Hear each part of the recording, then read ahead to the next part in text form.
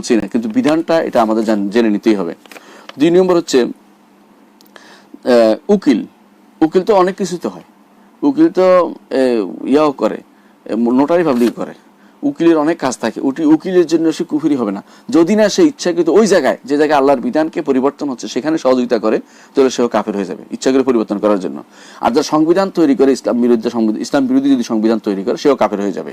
কিন্তু যদি এমন সংবিধান তৈরি করে, এমন কিছু তৈরি করে যেটা সে মনে করছে ইসলাম বিরোধী নয়, তাহলে সে কাফের হবে না।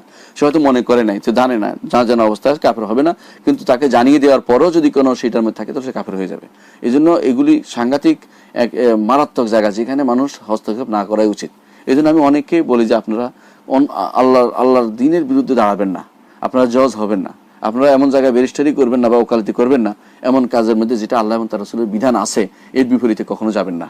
গেলে আপনার ঈমান থাকবে না। এটা আমি অবশ্যই মানুষকে আমরা সবসময় সাবধান করে থাকি। এখন অনুরূপভাবে এমপি, সচিব, তারা যদি কোনো দ্বীনের বিরুদ্ধে কোনো দ্বীনের বিধান বিরোধী কোনো বিধান যদি তারা আল্লাহ তারা নির্ধারিত বিধানের, যেটা আল্লাহ নির্ধারণ করে যে এগুলোর বিরুদ্ধে কোনো কিছু তারা পাশ করায় বা সংসদে এরকম কিছু বলে, তারাও কিন্তু ঈমান থাকবে না, তারাও কাফের হয়ে যাবে। জেনে শুনে করলে, না জেনে তাদের জানতে হবে, জানা তাদের ওয়াজিব তাদের উপরে, সেটার জন্য আরেক গুনাহ হবে তাদের। কিন্তু জেনে শুনে যদি কোনো আল্লাহর বিধান বিরোধী কোনো আইন প্রবর্তন করে, তারা আইন হিসেবে বানায় এবং এটাকে পরিচালিত করে, তারা কাফের হয়ে যাবে, তারা ঈমানদার থাকতে পারবে না। কিন্তু আমাদের কি দায়িত্ব? আমাদের দায়িত্ব হচ্ছে বলা পর্যন্ত। আমাদের দায়িত্ব মারামারি হানাহানি নয়।